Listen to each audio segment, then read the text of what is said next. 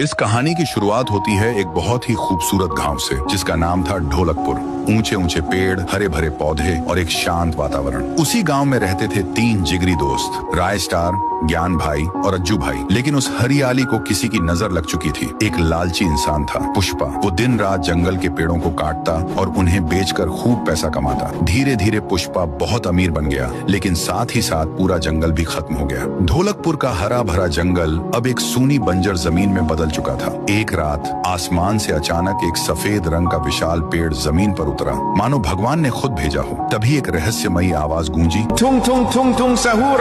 और वो पेड़ एक इंसान में बदल गया। लेकिन वो आम इंसान नहीं था, उसका शरीर लकड़ी जैसा था। उसने एक मंत्र बोला और देखते ही देखते बंजर धरती पर फिर से हरियाली लौट आई। पूरा जंगल रातों रात फिर से जिंदा हो गया। सुबह गांव वालों की नींद खुली तो देखा चारों तरफ हरियाली थी। हर कोई खुश था, लेकिन पुष्पा की लालच अब भी खत्म नहीं हुई थी। जब पुष्पा को खबर मिली कि जंगल फिर से लौट आया है, उसने अपने पूरे गैंग को इकट्ठा किया और कहा, आज रात हम सब अमीर बनने वाले हैं। रात होते ही वो लोग बड़ी बड़ी गाड़ियों में जंगल की ओर निकल पड़े। उसी रात स्टार अपने दोस्तों ज्ञान और अज्जू के साथ घूमने निकला। तीनों कार में थे। जैसे ही कार आगे बढ़ती है, सामने से पुष्पा अपना मॉन्स्टर ट्रक लेकर आता है और टकरा जाता है। जोरदार क्रैश होता है, कार पलट जाती है। राय स्टार जमीन पर गिरता है और बेहोश हो जाता है। ज्ञान और अज्जू बच जाते हैं और तुरंत उसे हॉस्पिटल ले जाते हैं। डॉक्टर ने काफी देर तक चेक किया और कहा, सॉरी, तुम्हारा दोस्त अब नहीं बच सकता। अज्जू और ज्ञान रो पड़े। उन्होंने डॉक्टर से गुजारिश की, कुछ तो करो डॉक्टर साहब। डॉक्टर ने कहा, एक रास्ता है, तुम्हारे गांव के जंगल में एक लाल रंग की जादुई जड़ी बूटी मिलती है। अगर तुम ला सको तो शायद मैं तुम्हारे दोस्त की जान बचा पाऊं। दोनों दोस्त बिना वक्त गवाए जंगल की ओर निकल पड़े। दूसरी तरफ पुष्पा और उसके आदमी जंगल में पेड़ काट रहे थे। तभी उन्होंने उस सफेद पेड़ को देखा। सब खुशी से झूम उठे,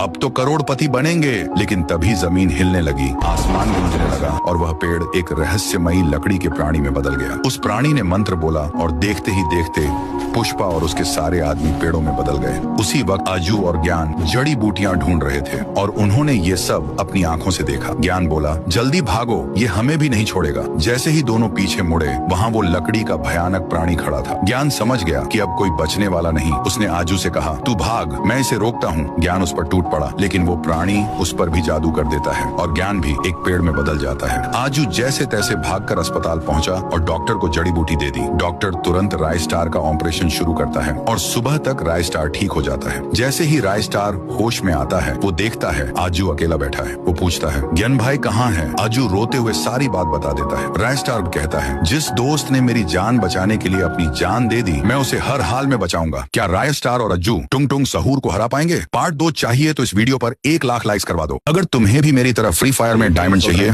तो बायो में दिए लिंक को